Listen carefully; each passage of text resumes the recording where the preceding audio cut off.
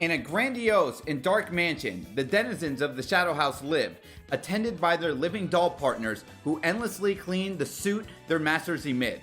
Emilico, a young and cheerful living doll, is delighted to start serving her mistress Kate. As the two grow closer and are slowly exposed to various events within the house, they start to discover a number of dark secrets. Now, many of you in the anime community will look at the premise and plot of Shadow House and compare it to The Promised Neverland. However, if you saw the pilot episode of The Promised Neverland, you know by the end of episode 1, you see the big shock and awe in what was happening with Gracefield. When you look at Shadow House, by the end of episode 1, they don't give you all the answers. They actually give you a lot of mystery in the beginning, and then through exposition dumps with our main character, Emilico, and the woman who she serves, Kate, they give you little bite-sized information on what exactly is happening within the Shadow House itself, why these people are shadowed figures to begin with, and why they emit soot. This soot that comes out of the shadow figures' bodies is due to the anger and negative emotions that resides within them. Now, as of the recording of this video, there has been 4 episodes so far, and although I won't be diving too much into spoilers, the thing I want to promote is just how smart the writing is. When you have a world that doesn't babysit you, it 1, can't make you predict what will happen, and 2, you're always engaged with how the world works. But seriously, who are these shadow people? Why is there a shadow world? Is there a human world too? Are these shadows the evil incarnate of what these dolls are? Because all the humans / dolls are optimistic and bright, but then when they have to come and do everything that the shadows want them to do, because they use their servants to express their actual emotions themselves, it makes you think, how did they get this way? And what happens to these dolls when they can't live up to their expectations of their masters? And don't worry, we will not be talking about spoilers here, but when these dolls can't live up to the expectations of their masters, let's just say they're already foreshadowing in a very horrific way what will happen, and let's just say you don't want to be a part of it. It gives off these eerie vibes, but it's not in the psychological thriller sense that you would get with something like The Promised Neverland. It's more so this eerie slice of life show. It's a little odd to describe it that way, but when you look at the animation, and let's go ahead and just talk about the art style, the moe art style with cutesy characters like Emilico and other characters that you'll run across in this show, juxtaposing the eerie vibes that you get with the mansion itself. And I know I've already made some similarities between The Promised Neverland and Shadow House, and isn't it a bit ironic that Cloverworks is also behind the studio animating this? Say what you will for The Promised Neverland Season 2, you can't really blame the animators for that.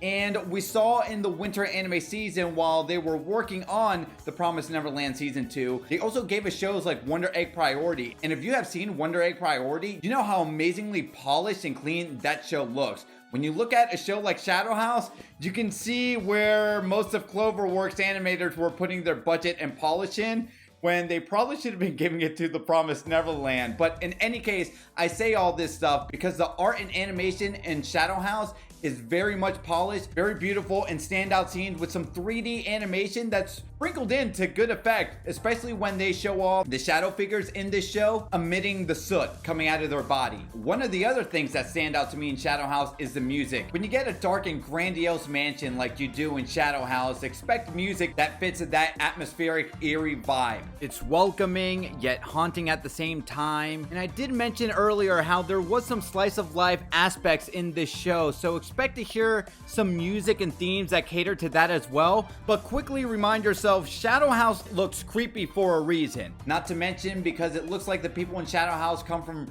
royalty and this prestige.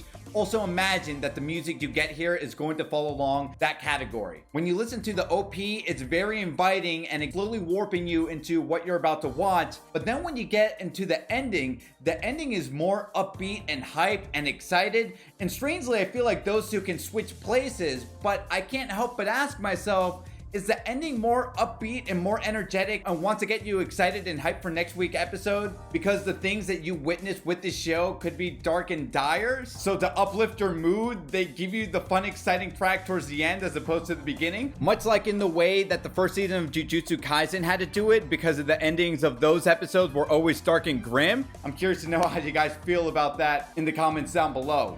But going back to the characters, I really adore the relationship between Emilico and Kate, because when you see the first 2 episodes we see the bond that they are quickly forming. By the end of the second episode, you quickly find out that their relationship is one of scarcity because the way the other children are treated in this show, well, let's just say, without diving into the spoilers, is not like Kate and Emilico. Which, when you quickly find out just how massive this house really is, how many different classes of personalities are we going to get, and the possibilities that will come with that, already in this prestige world with titles and responsibilities given out to members. I can already see some pseudo Game of Thrones political aspects where some people might help one another and then other people just might play a ruse while they only benefit themselves. But the thing that's so fascinating is why all of these dolls, these humans I would say, just so positive and uplifting to do the work and clean this big mansion. Because throughout the 4 episodes that I watched, if you don't clean the soot, bad stuff happens.